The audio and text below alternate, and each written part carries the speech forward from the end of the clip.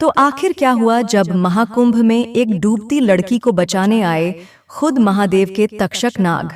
दोस्तों, आपने महाकुंभ से जुड़े कई चमत्कार देखे होंगे, जिसने कई लोगों को हैरान किया तो कई लोगों के मन में श्रद्धा को बढ़ाया है। लेकिन आज हम आपको एक सच्ची घटना के बारे में बताने जा रहे हैं, जिसने पूरी दुनिया के होश उड़ा दिए।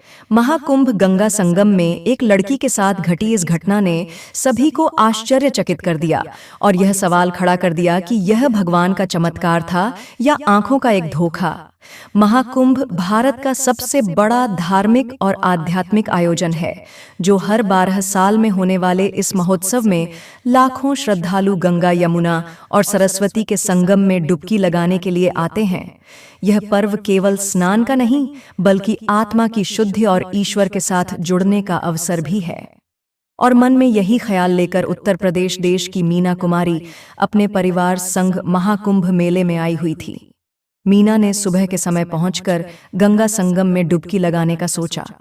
अपने आप को तृप्त करने और मन में महादेव की श्रद्धा भाव को बढ़ाने के लिए उसने तुरंत ही गंगा संगम पर डुबकी लगाई।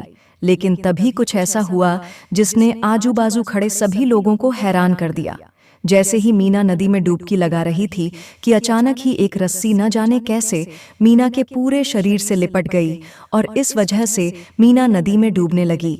आसपास के लोगों को लगा शायद यह लड़की डुबकी मार रही है, लेकिन अचानक ही मीना छटपटाती हुई गंगा नदी के बीच में पहुंच गई और अपने हाथों से बार बार इशारा करने लगी जैसे वह डूब रही हो। वह रस्सी बुरी तरह से मीना के शरीर से लिपट गई थी। अब मीना को लग रहा था कि उसका अंत समय आ चुका है। लेकिन तभी मीना को याद आया कि बचपन में उसके पिता ने उसे सिखाया था कि जब कभी भी तुम्हें लगे कि तुम मृत्यु की कगार पर हो या मृत्यु तुम्हारे समीप खड़ी है, तो तुम महादेव के महामृत्युंजय मंत्र का जाप करना। वैसे बचपन में मीना ने महर्षि मार्कंडेय जी की कहानी को सुना था कि किस तरह से मार्कंडेय जी ने महामृत्युंजय मंत्र की रचना करके मृत्यु के देवता यमराज के हाथों से बच गए थे और मृत्यु को भी धोखा दे दिया था। फिर क्या मीना ने आंखें बंद की और महादेव के महामृत्युंजय मंत्र का जाप करने लगी। अचानक ही मीना को पानी के नीचे हलचल महसूस हुई। ऐसा लग रहा था जैसे कोई चीज उनके शरीर पर रेंग रही है। मीना ने आंखें खोलकर देखा तो एक विशालकाय नाग मीना के शरीर को लपेटकर उन्हें किनारे की ओर ले जा रहा था। मीना काफी डर चुकी थी। वह सोच रही थी कि क्या सचमुच यह महादेव के वासुकी नाग है, जो महादेव के गले में एक हार की तरह उनके गले की शोभा बढ़ाते हैं।